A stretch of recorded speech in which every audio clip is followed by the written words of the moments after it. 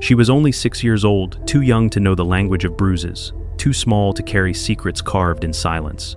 Emily Parker's soft cries rarely reached beyond the thin walls of her small-town home in Maple Creek, Ohio. They dissolved into shadows, unheard, unseen. But fate has its own timing. On a night when the town slept under the rhythm of porch lights and the steady toll of the church bell, a weary police officer and his loyal German shepherd crossed her path. What began as a routine patrol would soon unravel into a war against cruelty, deception, and a storm that threatened to swallow her voice forever. This is not just a story of crime.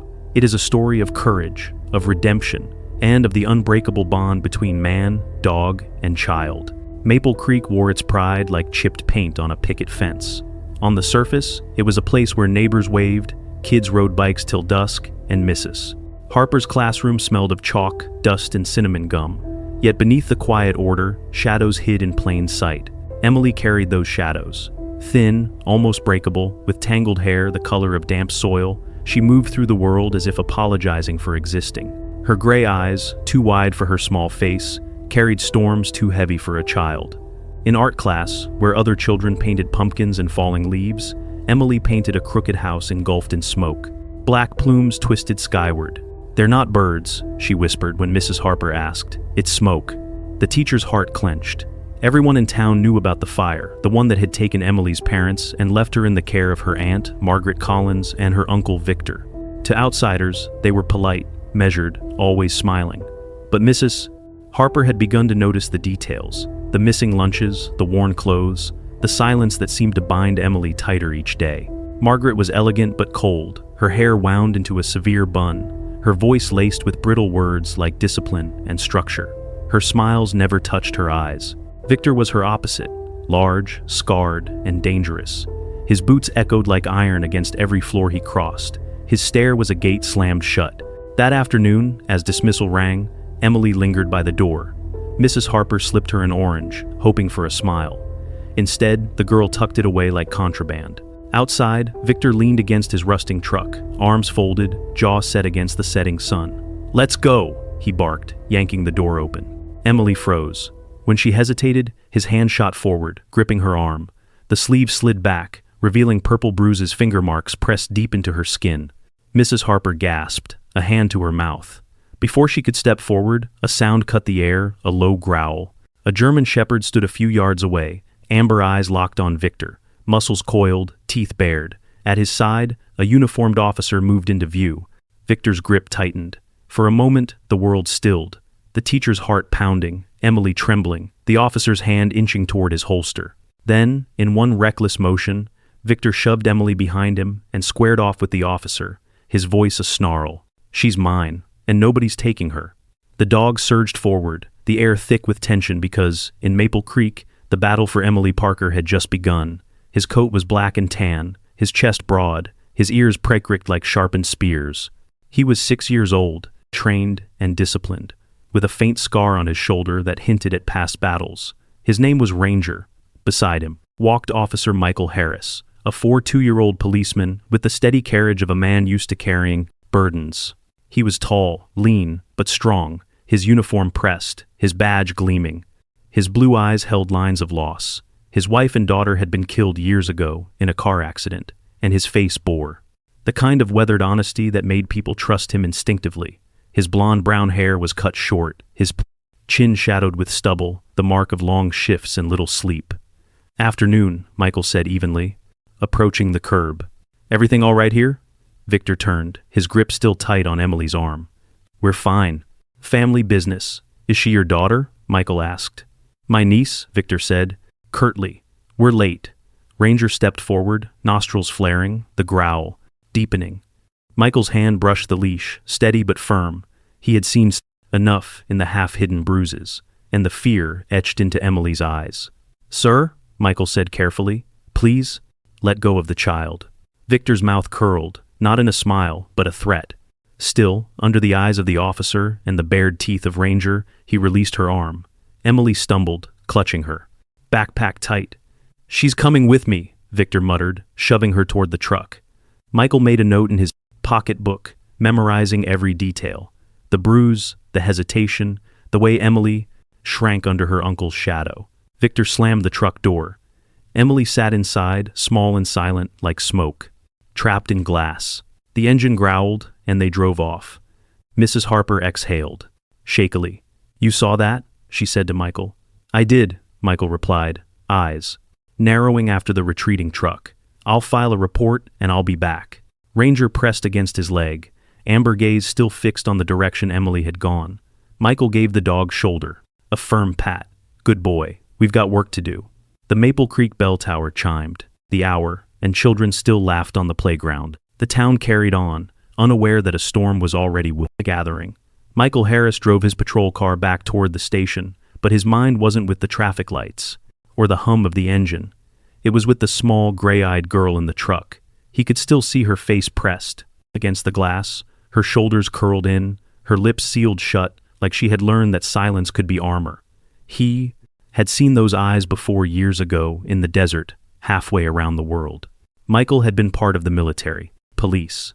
He had walked through villages where children bore the same expression, eyes too old for their faces, eyes that knew fear as a daily language. But this wasn't Kabul or Fallujah. This was Maple Creek, Ohio, a town that sold postcards of its pumpkin festival. Ranger shifted in the passenger seat, a massive black and tan shape. At 6 years old, the German Shepherd was in his prime muscle, rippling under his coat, nose twitching for scents Michael would never notice. He turned his amber eyes toward his handler, sensing the storm inside the man. Ranger had been trained for search, for protection, for discipline. But more than that, he had been Michael's anchor since the day everything fell apart. The memories arrived as they always did. The phone call, the hospital, the sterile smell of antiseptic and despair. His wife Claire and their daughter Hannah gone in a single afternoon on an icy road. Hannah had been 6, the same age as Emily Parker. Since then, Michael had carried his grief like a scar under the uniform, hidden but unhealed. When he saw Emily's trembling eyes, it was Hannah's face superimposed.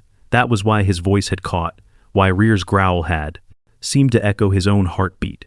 At the station, Michael filed his report, each word written with the deliberate pressure of a man who wanted ink to leave a mark stronger than excuses. Child observed with multiple bruises. Guardian demonstrated aggressive physical handling. Child expressed visible fear. He paused before adding the last line. Further investigation recommended.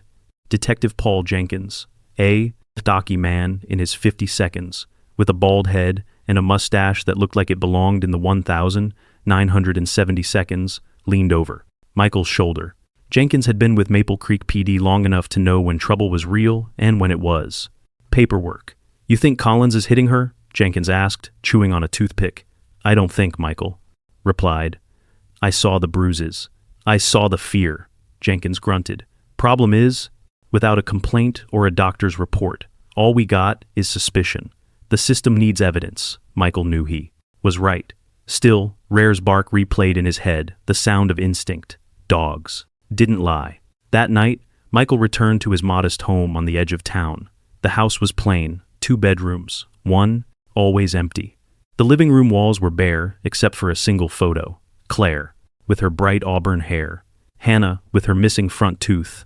Both laughing at a picnic. Michael had never taken it down, though sometimes he couldn't look at it. He loosened his boots, poured kibble into RER's bowl, and sat heavily on the couch. Ranger patted over, resting his head on Michael's knee. Michael scratched the scar at the dog's shoulder absent-mindedly. "You smelled it, didn't you? The blood." The dog huffed, a sound somewhere between agreement and comfort. Michael leaned back, staring at the ceiling. "She's just a kid, and she's trapped with people who he stopped," fists tightening. The law demanded patience, but his heart demanded speed. The next morning, Michael drove past the Collins house, a squat single-story with peeling white paint and a yard gone wild with weeds. Curtains stayed drawn, though the day was bright. Ranger, head out the window, sniffed the air, and gave a low growl. Through the screen door, Michael caught a glimpse of Margaret Collins. Tall and thin, auburn hair wound into its an habitual knot. She carried herself like someone perpetually holding her breath. Her pale hands gripped a laundry basket, but her eyes, cold, gray, green, never softened. When she noticed the patrol car, she froze, then quickly stepped inside. Michael made a note. Fear and defensiveness could be as telling as bruises. Victor Collins emerged minutes later. He was dressed in a sweat-stained t-shirt, his arms corded with muscle, his jaw covered in rough stubble. He lit a cigarette and stood in the doorway, staring directly at Michael with a smirk that was all challenge. The scar on his cheek caught the morning light. Ranger let out a warning bark. Victor raised his voice, not to Michael, but into the house. "Get inside. Close the damn curtains." Then he flicked his cigarette into the weeds and disappeared. Michael drove off, but his resolve hardened. He would not let this go. That afternoon, he stopped by the school to speak again with Mrs. Harper. She met him in her classroom, still smelling faintly of glue sticks and crayons. Her lined face looked heavier than yesterday. "Officer Harris," she said, motioning him in. "I've been worried about Emily for months. She misses meals, she hides, injuries, and she draws fires over and over again." She opened a folder and showed him sketches Emily had left behind, houses consumed in black flames, figures blurred in smoke. Michael studied them. They were not doodles, they were testimonies. Mrs. Harper lowered her voice. "I've called her aunt before. Margaret says Emily is clumsy, that she bruises easily, but my gut tells me otherwise." Michael nodded. "Your guts, right?" Ranger smelled blood on her sleeve yesterday. Mrs. Harper glanced at the dog who was lying by the door, ears pricked. "He's protective. He's more than that," Michael said. "He's never wrong." Mrs. Harper folded her hands. "Then please do something before it's too late." Michael promised he would. That evening, back home, he sat again in the quiet.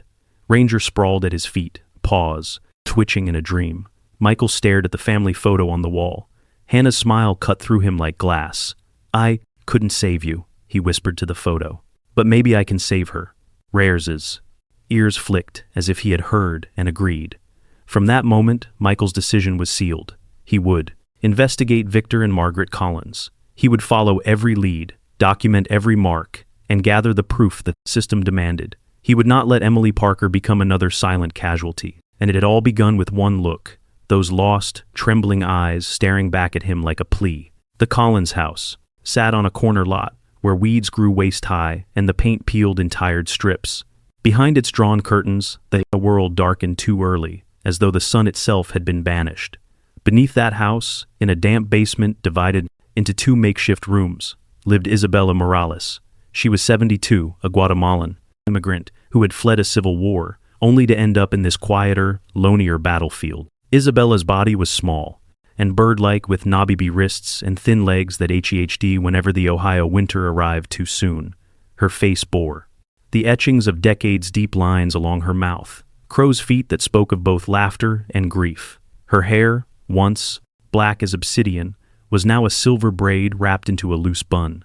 She had skin the color of mahogany, polished by sun and years of labor. Her brown eyes, though dimmed with age, still held the flicker of someone who had seen too much to ever fully rest. She worked part-time at a laundromat down the road, washing clothes that weren't hers, folding strangers' linens with neat precision. For this, she earned just enough to rent the dingy basement room from the Collins family. The ceiling leaked when it rained, pipes rattled like bones in the night. But to Isabella, it was at least shelter. What made her stay was not the shelter, but the fear. She had no legal papers. She had crossed a border long ago, chasing survival after losing two of her brothers to the violence of the Guatemalan Civil War. The memory of gunfire, of children carried in bundles because their feet could not keep up, still haunted her dreams. She had survived, but the price was silence. Silence became her second skin. At night, though, silence was broken. From her narrow bed, Isabella often heard the sharp crack of leather or wood against skin. She would freeze, heart racing, as Emily Parker's muffled cries seeped through the floorboards. Sometimes it was a sob strangled in the throat, sometimes just the small whimper of a child too tired to fight. Each time, Isabella pressed her rosary to her lips, whispering prayers in Spanish. Dios mío guardella, protect her, Lord. She thought of the children left behind in her homeland, of how their cries had once gone unanswered, guilt pressed against her chest. Should she call the police? Should she risk everything? And each time fear of deportation smothered her courage. She had worked too long to carve a fragile peace here. One phone call could undo it all. Yet her heart betrayed her fear. Some nights when Margaret and Victor had gone upstairs, and the house fell into its soul and quiet, Isabella crept from her basement with something hidden in her shawl. A bread roll wrapped in paper or a small carton of milk saved from the laundromat. She would tiptoe down the hall, slip the food into Emily's trembling hands, and press a finger to her lips. "Eat," she whispered. Despacio. Slowly, Emily's eyes would glisten, and for a moment, the basement seemed a cathedral lit by hope. Across town, Officer Michael Harris had made a habit of driving by the Collins house after dark. Ranger sat beside him. The German shepherd's ears pricked, head cocking, whenever shadows moved across the window. Michael noticed things that others dismissed, lights flicking on and off at strange hours, the sound of a door shutting in the middle of the night, curtains twitching, though no one came outside. He logged every detail, his notebook filling with times and sketches. Ranger was his partner in this, a quiet stakeout. The dog never barked without reason. Some nights, when Michael parked far down the block and cut the engine, Ranger would sit perfectly still, nose tilted, tail stiff. Then, a low, rumbling growl would escape him, subdued but certain. "What is it, boy?" Michael whispered. Rare's gaze stayed fixed on the Collins' backyard, where sometimes a figure moved in the dark. Once Michael saw Victor dragging a trash bag toward the shed. Another time, he glimpsed Margaret slipping out in her cardigan and returning minutes later, clutching papers. Always the lights in the basement clicked off long after. The rest of the house was asleep. Michael knew someone was living there. He suspected a tenant. Maybe someone the Collins didn't want noticed. He didn't yet know her name, but he knew Warrior's instincts were never wrong. Inside the basement, Isabella heard them too. The prowling of Victor's boots, the murmurs upstairs, the sudden slams of doors. She became a secret witness, a prisoner of her own silence. One night, she heard Victor shouting above, "You're too soft, Margaret. The girl needs discipline." Then came the sharp crack, Emily's muffled sob. Isabella pressed her pillow over her head, tears leaking from her eyes. The sound transported her back to Guatemala, where soldiers had struck children for crying at checkpoints. Her body shook with memory. Still she endured, and still she shared what little she could with Emily. To the child, Isabella became a ghostly ally, never speaking long, never staying, but always returning with crumbs of kindness. Michael's vigilance grew.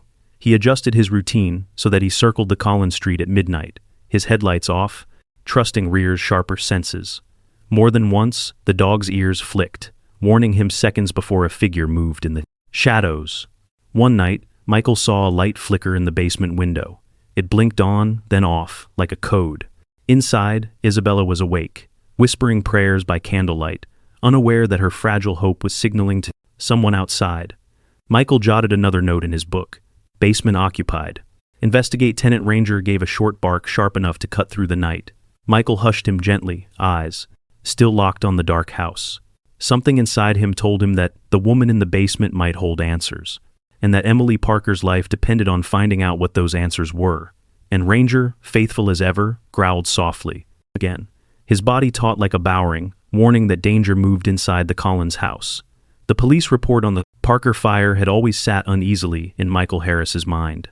2 adults dead, 1 child orphaned cause accidental electrical fault. It was too neat, too convenient. And now, after watching Emily's gray eyes brim with silent terror, Michael knew he couldn't ignore that unease any longer. But he needed help, someone who wasn't bound by small-town politics or dulled by routine. That was when he called Catherine Doyle. Catherine had once been a respected FBI agent, renowned for her meticulous mind and relentless patience. Now, in her mid-50 seconds, she had left federal work after a career that nearly consumed her. She carried herself with the deliberate calm of someone who had spent decades sifting through lies. Her build was lean, her posture still sharp, as if she'd never truly stepped out of the briefing room. Her face was oval, with deep-set hazel eyes and faint grooves carved by years of sleepless nights. Silver streaks ran through her chestnut hair, which she tied into a non-nonsense ponytail. She dressed in simple blazers and dark jeans, clothes that balanced practicality with quiet authority. Catherine had moved back to Ohio after her retirement, taking on occasional private detective work. Her reputation in Maple Creek was cautious admiration. She was polite, approachable, but no one doubted she could dismantle a man's alibi in minutes if she wished.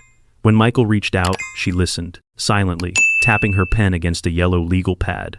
Ranger sat by Michael's chair, tail thumping once as though to punctuate his words. "You're telling me this isn't just about bruises on a child?" Catherine said finally, her voice low but steady. "You think the fire that killed her parents wasn't accidental?" "I don't think," Michael replied. "I know. Ranger caught a scent on Emily's sweatshirt blood, and when I checked the fire report again, the scene photos don't match the official summary." Catherine raised an eyebrow. "Go on." "The report says faulty wiring," Michael continued, pulling out a photocopy. "But, here, see this?" He pointed to a corner of the black and white image where the pattern of burn marks looked unnaturally uniform. "That's poor patterning. Classic sign of accelerant." Catherine studied it for a long moment, lips tightening. "You're right. And who signed the report?" "Name's Dennis Harlow," Michael said. "County fire inspector. And here's the thing. He used to play poker with Victor Collins. They've known each other for years." Ranger growled softly as if punctuating the corruption with his own verdict. Catherine set the paper down. If Collins had influence over Harlow, then the fire could have been staged and the report doctored. That's not just negligence, that's conspiracy. Michael leaned forward. "And Emily's parents, they both had life insurance. I checked. Margaret and Victor are the beneficiaries." Catherine's eyes sharpened. "That's motive. A strong one." The following day, Catherine arranged access to archived evidence at the county records office. She moved with practiced confidence, knowing exactly which forms to cite and which clerks to flatter. Michael watched her with reluctant admiration. She hadn't lost her touch. They found what they needed. Photographs that had never been included in the official case file. Close-ups of floorboards blackened in odd patterns.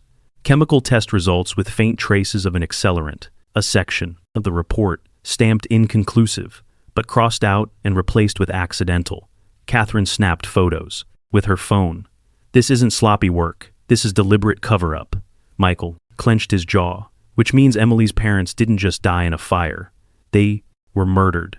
Ranger shifted restlessly, sensing the weight of the moment. Later that week, Michael picked up Emily's forgotten scarf from the school's lost and found, a small piece of fabric, faded pink, frayed at the edges. He held it out to Ranger. "Find," he commanded. The German shepherd lowered his head, nostrils flaring as he inhaled deeply. His ears flicked, his body stiffened, and then he tugged at the leash with insistence. Michael let him lead. They drove out of Maple Creek, following Rare's nose down narrow back roads until the town gave way to fields and forgotten industrial parks. Finally, Ranger pulled toward an abandoned storage facility at the edge of the county. The building sagged, its siding rusted, windows covered in grime. A faded sign read, "Midwest Storage and Supply." Michael and Catherine entered cautiously. Dust motes swirled in the light of their flashlights. Ranger patted ahead, tail rigid. His growl vibrated against the silence. They pried open a rusted lock on one of the units. Inside were cardboard boxes stacked to the ceiling. Catherine slit one open with a pocket knife. Inside, neat, folders lined up like soldiers. Michael pulled one out. His stomach tightened as he read the labels. Insurance claim forms. The names listed were all families from the region, families struck by sudden accidents, fires, car crashes, drownings. At least half involved children left orphaned. Catherine's hand trembled slightly as she pulled another box down. Inside were photographs clipped to files. A boy in a front of a burned-down house. A girl beside a wrecked vehicle. Each file noted insurance policies, payouts, beneficiaries. "This is bigger than one fire," she whispered. "This is a pattern." Michael's throat went dry. Victor and Margaret are running a scheme. They target families with policies, stage accidents, and cash. And Ranger barked once, sharp and decisive, as though confirming the revelation. Michael dropped heavily onto an old crate. Emily's small face swam before him, and Emily's parents, they were just the latest. Catherine closed the box, eyes steeled. "This isn't just abuse, Michael. This is murder for profit. And if they've done it before, they'll do it again." Michael nodded, grimly. "Not if we stop them first." The weight of truth settled in the stale air. It was no longer just about bruises on a frightened child. It was about a chain of crime stretching back years, a web of greed and cruelty. And Michael Harris, with Ranger by his side, knew he had just stepped into the center of it. The night it happened, the Collins house seemed to hold its breath. Rain hammered against the sagging roof. Each drop, drum beat. Inside, tension had been growing all day. Victor's anger, Margaret's fear, Emily's silence. Victor Collins was not a man who handled silence well. Broad-shouldered, with a jaw darkened by perpetual stubble, he carried himself like a storm in denim. Tonight, his eyes glinted with alcohol, and his movements were jagged, unpredictable. Emily sat at the kitchen table, her tiny hands folded in her lap. She had spilled a glass of milk earlier, and Victor had not forgiven her. "You think you can sit there and sulk?" he growled. His voice like gravel dragged across concrete. Margaret hovered nearby, tall and thin, auburn hair wound, too tightly. She wrung her hands as though trying to squeeze guilt from her fingers. "Victor, she's just a child," she said softly. Victor's response was swift. He slammed his fist on the table, rattling the plates. Emily flinched, her gray eyes wide. He grabbed her by the arm and in his fury shoved her backward. Her small body hit the edge of the counter. There was a sickening thud. Emily crumpled to the floor, her head striking the tile. She did not get up. Margaret gasped, covering her mouth. "Oh God, Victor, what have you done?" Victor stared at the motionless child, chest heaving. "She'll be fine," he muttered, though his tone betrayed uncertainty. "Just she slipped. That's the story. She slipped." Margaret bent down, touching Emily's pale cheek. Her niece's breathing was shallow, her eyelids fluttering. "We have to take her to the hospital." Victor hesitated. Fear flickered across his scarred face.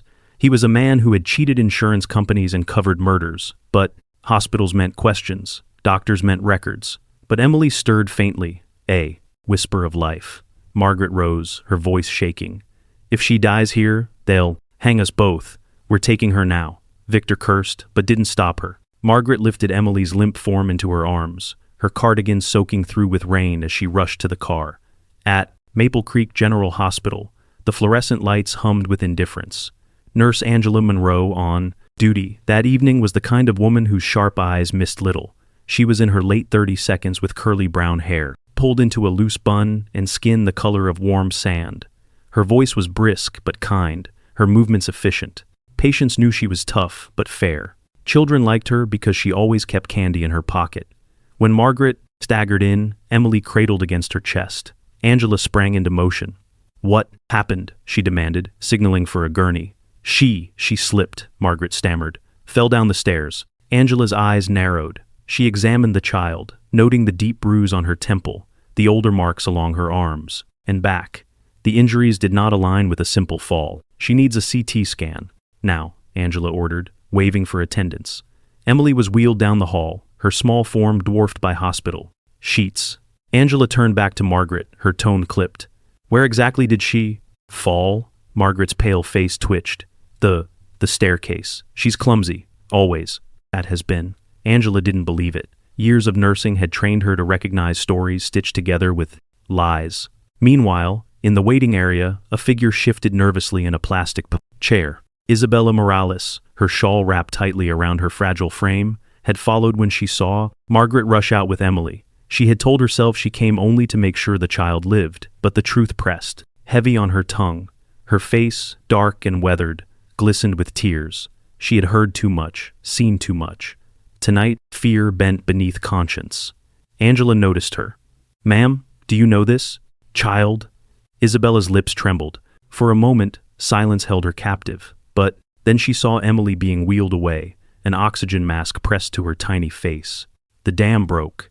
"Yes," Isabella whispered, her Spanish accent thick. "I live in their basement. I hear her cries every night. He hits her. The fire, her." Voice faltered, but determination steadied it. Her parents, they did not die by accident. I know. Angela's eyes sharpened. This was more than suspicion. This was testimony. She squeezed Isabella's hand. "Thank you. You did the right thing." The sliding doors at the entrance hissed open. Michael Harris strode in. Ranger, pacing at his side, leash taut. Michael's uniform was rain-patterned, his face set with grim resolve. The moment Ranger scented Emily, he pulled forward, barking sharply, the sound echoing in sterile halls. The shepherd planted himself in front of the gurney as if to shield her from the world. His amber eyes locked on Margaret, a growl rumbling deep in his chest. Michael stepped forward. "Mrs. Collins," he said, his tone calm but edged with steel. "What happened tonight?" Margaret's lips parted, but no words came. She looked smaller under the hospital's bright lights, her posture crumbling. She fell, she murmured. Michael's gaze pierced her. No, she didn't, and you know it. Behind him, Angela crossed her arms. Her injuries don't match a fall. This is abuse. Isabella rose from her chair, her voice trembling but audible. It was him, Victor. He beats her, and the fire. He was part of it. I swear to God. Margaret's face blanched. She took a step back, clutching her cardigan as though it might shield her from the truth now being spoken aloud. Michael leaned closer. Where is Victor? As if on cue, Margaret's phone buzzed. She fumbled, reading the message. Her hands shook so badly, she nearly dropped it. Michael caught a glimpse of the words glowing on the cracked screen. Burn it all. Don't leave a trace. Victor Collins had vanished. Michael's stomach knotted. The game had escalated. He looked to Ranger, whose ears were pricked, body taut, ready to move. The shepherd barked once, loud and certain. Michael gave a grim nod. The hunt, he said quietly, has just begun. The storm broke over Maple Creek like an army. Rain lashed the streets, wind howled through skeletal trees, and the Ohio River swelled with frothing waves. Lightning carved the night sky, white scars on black canvas. At Maple Creek General Hospital, panic spread like wildfire when the staff discovered Emily's bed empty. Margaret's cardigan lay crumpled on the floor, a smear of mud on the sheets. The security footage showed only shadows, but there was no doubt Emily had been taken.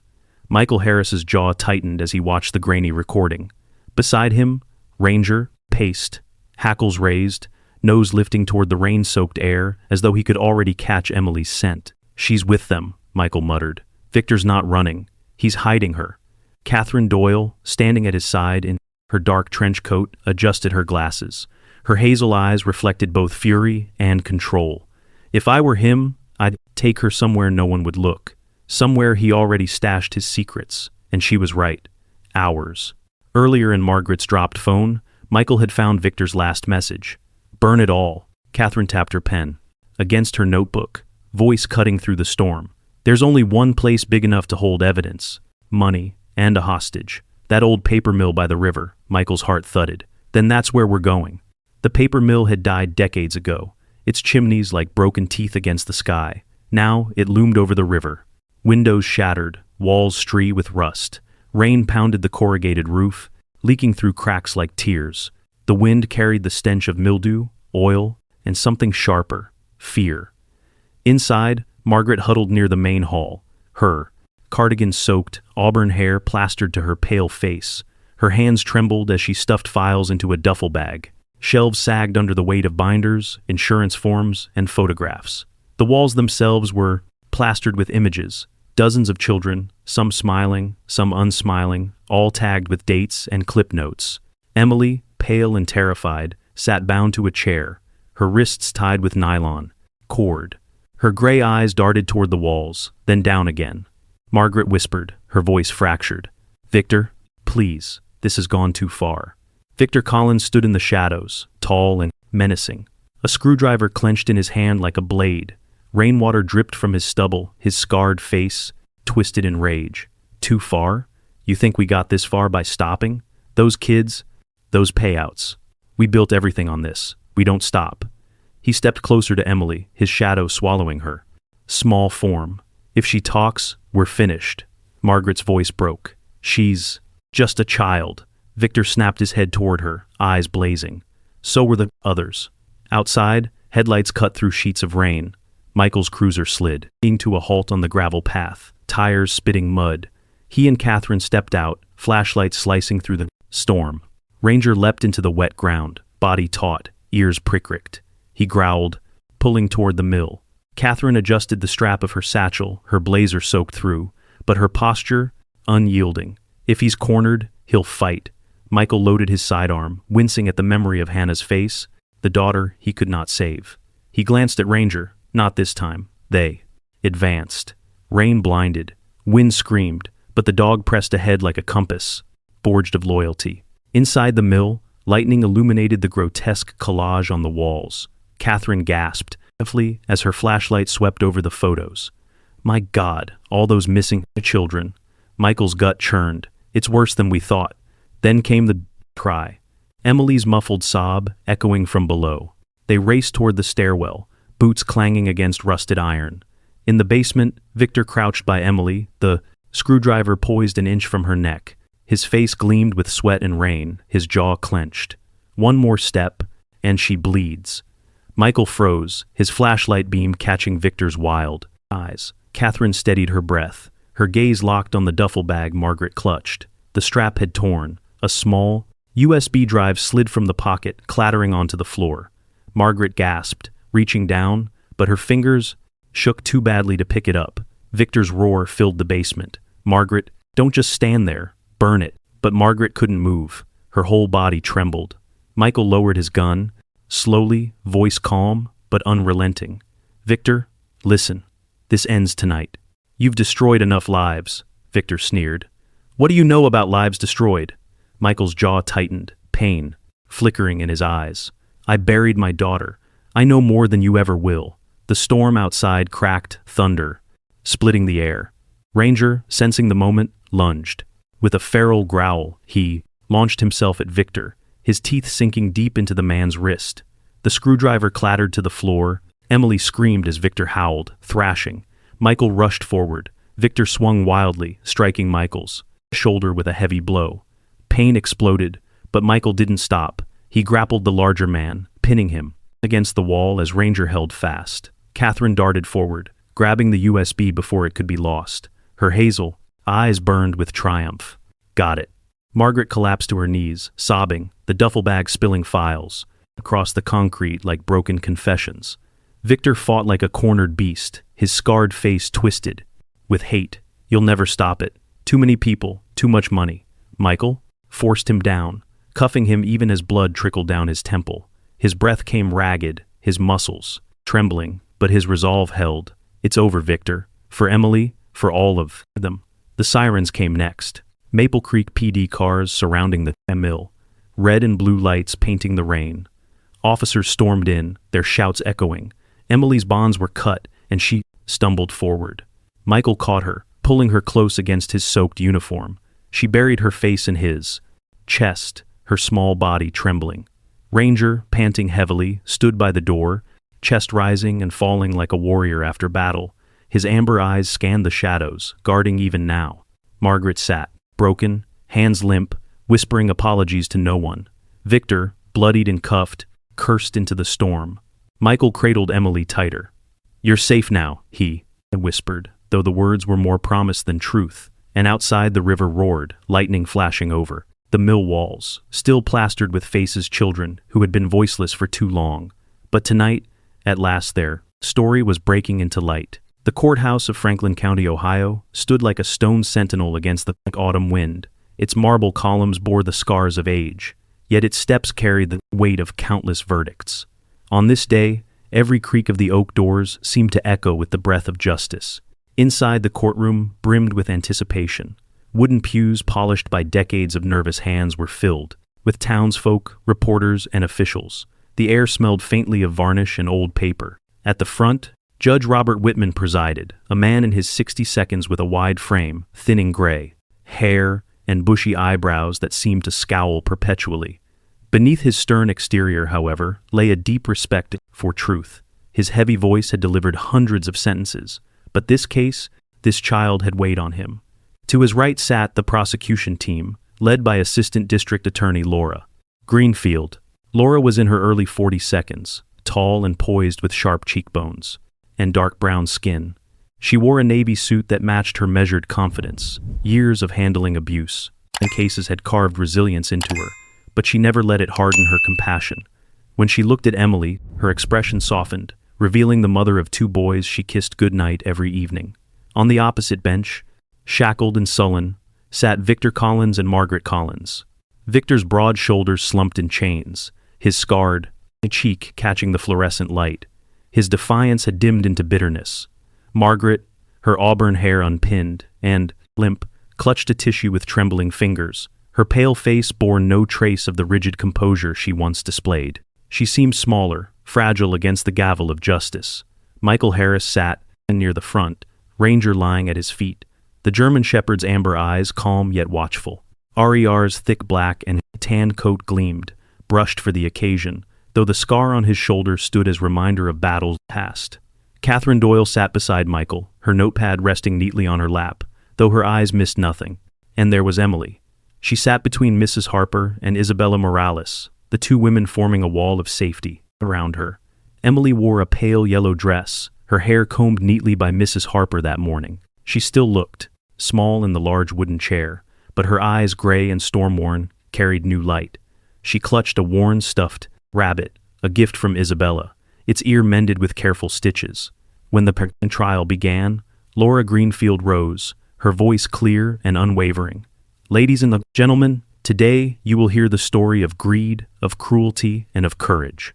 You will hear about two individuals who profited from tragedy, who hurt the innocent, and who nearly silenced a child forever. But you will also hear how truth survived in the testimony of a brave woman, in the diligence of a police officer, and in the loyalty of a dog who would not back down." Murmurs rippled through the court. Witness after witness took the stand.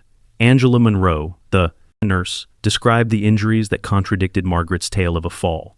Her curly brown hair glinted under the lights as her voice rang steady. "That child was beaten, and I will stand by that truth." Isabella Morales, small and trembling, took the stand next. Her mahogany skin looked pale under the weight of eyes upon her, but her voice, accented and quivering, carried conviction. "I heard her cries every night. I gave her bread, milk, when no one else would. I feared for myself, but tonight I fear more for the children left behind. No, Ma Asensio, no more." Silence. The courtroom fell into reverent quiet. Catherine presented the evidence she and Michael had uncovered: the doctored fire reports, the insurance files, the photographs of children pinned to the mill's walls. Each folder struck the courtroom like a hammer blow. Then Michael himself testified. His tall frame loomed steady. In the witness box, uniform pressed, blue eyes haunted yet determined. He spoke of Rears's instincts, of Emily's bruises, of the long night surveilling the Collins house. When asked why he pursued the case so relentlessly, his voice broke slightly. "Because once I lost my little girl, I couldn't save her, but I could save this one." The jurors bowed their heads, some blinking away tears. At last, Victor was called to speak. He sneered, his stubble catching the light. "You think you've won? You don't know the half of it. We had help. You'll never shut it all down." His words dripped venom, but no one listened. The weight of evidence drowned him. Margaret, however, broke under pressure. She sobbed, clutching the stand. "I didn't want this. I wanted the money, yes, but not the child's pain. Forgive me, Emily, please." The courtroom turned to Emily. She rose slowly, small hands smoothing the fabric of her dress. Her voice was steady, yet soft as rain after thunder. "I forgive you," Emily whispered. Then her eyes lifted, sharper than her years. "But not for you, for me, so I'll never grow into your shadow." The words struck like lightning. Margaret collapsed, sobbing uncontrollably, while Victor's jaw clenched as if the iron mask of his defiance had finally cracked. Judge Whitman's gavel slammed down, each strike echoing like a storm breaking against stone. "Victor Collins and Margaret Collins," his voice rolled across the courtroom. "You are hereby sentenced to life imprisonment without the possibility of parole for murder, insurance fraud, and child abuse." Gasps rippled through the gallery. Then silence, followed by a collective breath, as if the entire town had been waiting years to exhale. Justice had thundered at last. Weeks blurred into healing. Isabella clutched her green card, her silver hair shimmering in the autumn sun. Tears streamed as she pulled Emily close. "Now I can stay," she whispered, "and now you have an abuela forever." Mrs. Harper, paperwork signed, became Emily's guardian. She packed lunches with care, tucked notes between sandwiches, and filled every hug with the faint sweetness of cinnamon gum. Emily's laughter slowly returned, her drawings alive again with trees and sparrows instead of smoke and ash. Officer Michael Harris stepped away from 20 years in uniform. No more patrol shifts, no more empty nights in the squad car.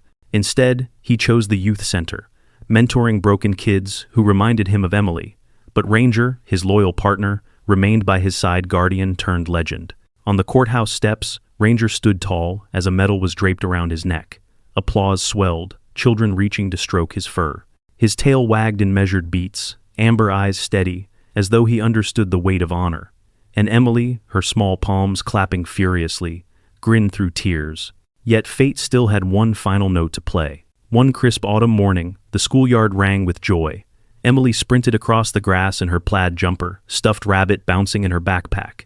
Ranger raced beside her, barking with pride. Michael watched from the sidewalk, hands buried in his jacket, a faint smile breaking through old scars. Catherine stood nearby, her coffee steaming, her gaze tender. For the first time in years, peace brushed Michael's chest like a long-forgotten friend. Then, Ranger froze. His ears shot up, body stiff, a growl rumbling low. At the edge of the schoolyard, a figure lingered by the chain-link fence, half-shadowed in the morning haze. His coat was worn, his face unseen, but the way he stood, watching Emily, turned Michael's blood cold. He stepped forward instinctively, hand-brushing the old badge still tucked in his pocket. Ranger's growl deepened, tail rigid. Emily slowed, sensing the tension, her laughter fading into silence.